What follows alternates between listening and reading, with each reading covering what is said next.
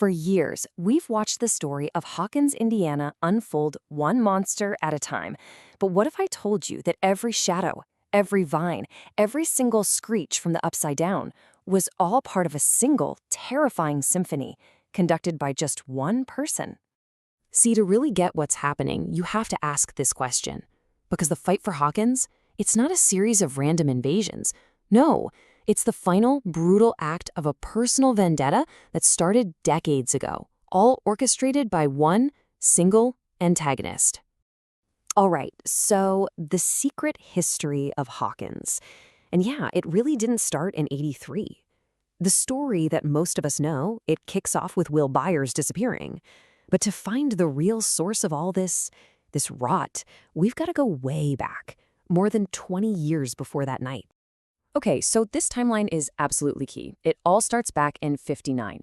A seriously powerful psychic kid named Henry Creel becomes Dr. Brenner's first ever test subject, 001.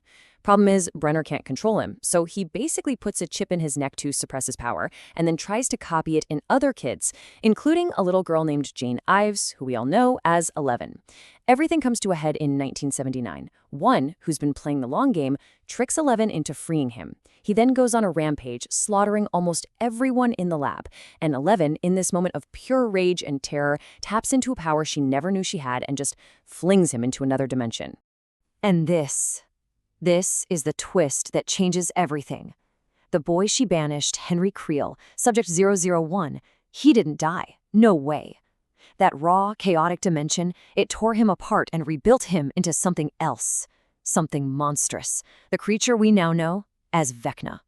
He's been the man behind the curtain this entire time.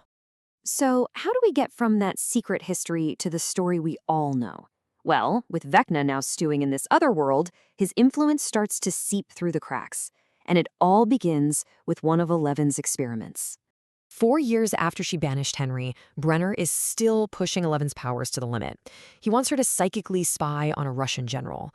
But while she's reaching out with her mind, she touches something else. Something from Vecna's world. And that brief contact, it's enough to rip open the very first gate. And of course, something comes through. That creature is a Demogorgon, and its first act is to snatch Will Byers and drag him into the Upside Down. In all the chaos, 11 finally escapes the lab and runs right into Will's friends. You know the rest. In the end, she gathers all her strength, disintegrates the monster, but she vanishes right along with it. They get Will back, but he's not okay. When he coughs up that slug in the bathroom sink, yeah, he definitely brought a piece of the Upside Down back with him. And that little connection Will has, it becomes a doorway for a much, much bigger threat. This is the Mind Flayer, the shadow monster. It's the central consciousness of the Upside Down, this massive hive mind, which, as we find out later, is really just an extension of Vecna's own power. And it sees our world as a new place to conquer, using Will as its unwilling spot. Right when things look completely hopeless, 11 comes back. She goes on this journey, finds her sister Collie, another kid from the lab, and learns to take all her pain and anger and turn it into raw strength. She comes back to Hawkins and uses that newfound power to slam the main gate shut, completely severing the Mind Flayer's connection to our world. Or so they thought. You can't keep a good monster down, right? A sealed gate was never going to hold this thing forever.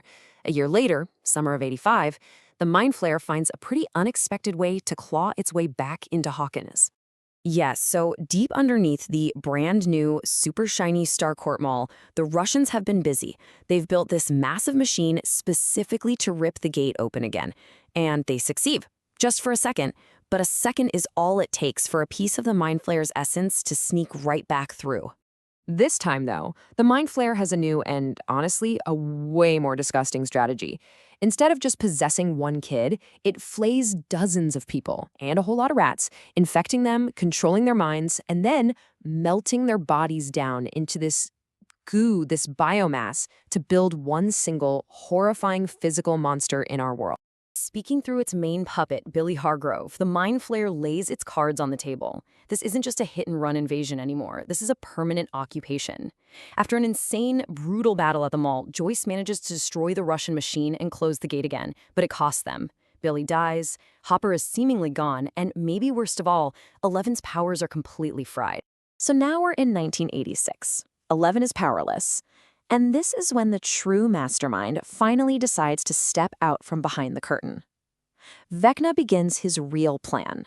And we all finally realize the Demogorgons, the Mind Flayer, they were just the opening act. Okay, so season 4 gets a little crazy, splitting the story into 3 critical fronts all at once. First, in Hawkins, Vecna himself is brutally murdering teens, and each death rips open a new, smaller gate. Meanwhile, in Russia, Hopper's alive, and he's got to be rescued from a Soviet prison that has its own pet Demogorgon. And finally, in a secret bunker in the desert, 11 has to literally relive her most traumatic memories to get her powers back, which is how she finally remembers that she's the one who created Vecna in the first place. This table really just lays it all out perfectly, doesn't it? Look at the escalation. We started with the Demogorgon, which was basically just an animal hunting. Then it evolved to the Mind Flayer, which wanted to colonize our world. That then became a very focused mission, build a body and kill 11. But now we see the real endgame. Vecna's goal is to completely shatter the walls between our worlds and remake our reality in his own twisted image. And in the end, he actually does it. He succeeds. Even with the team fighting him on every front, Vecna manages to kill Max. Now, 11 brings her back, but she was gone just long enough for her death to count as the 4th and final sacrifice.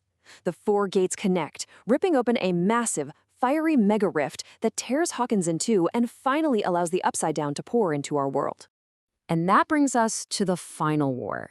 We jump forward in time and we find a world that's right on the edge of a full-blown apocalypse. This is the stage for the final season. By 1987, Hawkins is basically a ghost town. It's under total military lockdown, but it's not working. The town itself is physically dying as the toxic air from the Upside Down spreads. Our heroes, they're now a covert resistance, fighting from the shadows to try and save what's left of their home. And Vecna? Well, he's evolved. He can now project his original human form, Henry Creel, into our world. He appears as this friendly, kind-looking man that the local kids have nicknamed Mr. What's-It, and he's using this disguise to lure them away for his final, truly terrible purpose. This is where the last, biggest secrets are revealed. The Upside Down? It's not just another dimension, it's a gateway to an even deeper, darker place called the Abyss. Vecna is kidnapping children to use them as living vessels to bridge that final gap. And the military? Forget about them helping. Their real goal is to capture 11 and her sister Kali, to weaponize their powers for their own ends. But that plan completely backfires on them. Not only does 11 escape, but she rescues her sister Kali, the only other surviving subject from Brenner's lab. For the very first time, these two are united, ready to combine their unique powers for the final fight. And you know what? That is a total game changer. And all of that leads us right here to the final cliffhanger. It's Christmas Day, 1987. Vecna's plan is just moments from completion. And there, standing at the edge of the fiery mega rift, is the original D&D party. 11, Mike, Dustin, Lucas, and Will, reunited with the older teens for the first time in years, ready to descend together into the heart of the abyss. The final battle is here, and we've been promised that not everyone is making it out of this alive. So that leaves just one last question, and this one's for you. After this whole journal, from a boy named Henry Creel all the way to this mega rift, who do you think is going to make that ultimate final sacrifice? Let us know what you think.